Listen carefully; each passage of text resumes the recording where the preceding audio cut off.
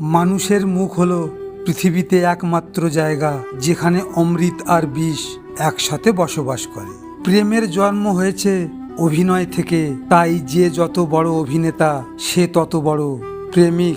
আমাকে ছেড়ে চলে গিয়ে তুমি শুধু আমাকেই ঠকালে না, তুমি নিজেও ঠকে গেলে। আমি তো শুধু এমন একজনকে হারালাম যে আমাকে ভালোবাসেনি, কিন্তু তুমি এমন একজনকে হারালে যে তোমাকে এক আকাশ পরিমাণ ভালোবাসতো। সব কষ্টে ভেঙে পড়লে মন কখনো শক্ত হয় না, যা ভাঙে তা দিয়েই নিজেকে গড়তে হয়। এই গড়ে ওঠাটাই মানুষকে অদম্য করে। যারা তাড়াহুড়ো করে তারা অনেক কিছু হারায়, আর যারা ধৈর্য ধরে তারা সঠিক সময়ে সব পায়। সব সময় নিজেকে একা ভাবি, কারণ আমি জানি পাশে থাকার মতো কেউ নেই। মাঝে মাঝে কাউকে অনেক আপন ভেবে পাশে গিয়ে দেখি সবই আমার কল্পনা ছিল। আমাকে বলে দিতে পারতে, প্রিয় তোমার জীবনে অন্য কেউ আছে। এইভাবে মিথ্যা আশা দিয়ে আমার জীবনটা কেন ধ্বংস করলে? একদিন বুঝলাম ভালোবাসা সবাই বোঝে না, কেউ কেউ শুধু ব্যবহার করতে জানে।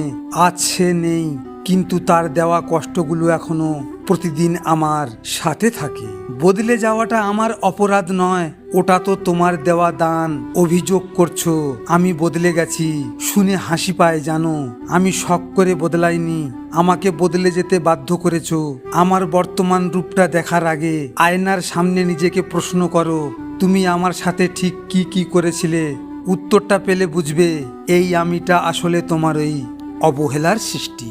5 টাকার চায়ের কাপে যখন মাছি পড়ে তখন কিন্তু আমরা পুরো চায়টাকে ফেলে দেই, কিন্তু একই মাছি যখন ঘিয়ের উপর পড়ে তখন কিন্তু আমরা শুধু মাছিটা ফেলে দেই, ঘি ফেলে দেই না।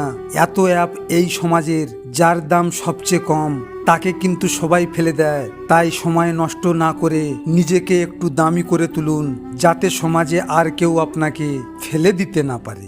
চরিত্রহীন মানুষ বিষধর সাপের মতো, তাদের দিকে একবার পা বাড়ালেই জীবন শেষ। সুতরাং জেনে শুনে কখনোই চরিত্রহীনদের সাথে মানিয়ে নিতে যাবেন না। নিজে থেকে সরে আসুন। কি ভাবছেন আপনার ভালোবাসা দিয়ে তাদের ভালো করে ফেলবেন? তাহলে ভুল ভাবছেন। একটা কথা মনে রাখবেন, যতই আপনি ভালোবাসা দেন না কেন, সাপ কিন্তু কখনো পোষ মানে না।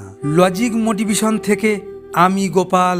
যদি আপনাদের সাথে এমন ঘটনা ঘটে থাকে তাহলে মন খারাপ করে বসে থেকো না। মনে রেখো, সময়ের সাথে সাথে সব কিছু বদলে যায়। ভিডিওটি শেয়ার করো তোমার প্রিয় মানুষের সাথে, অথবা যে তোমার ভালোবাসাকে অবহেলা করেছে তার সাথে।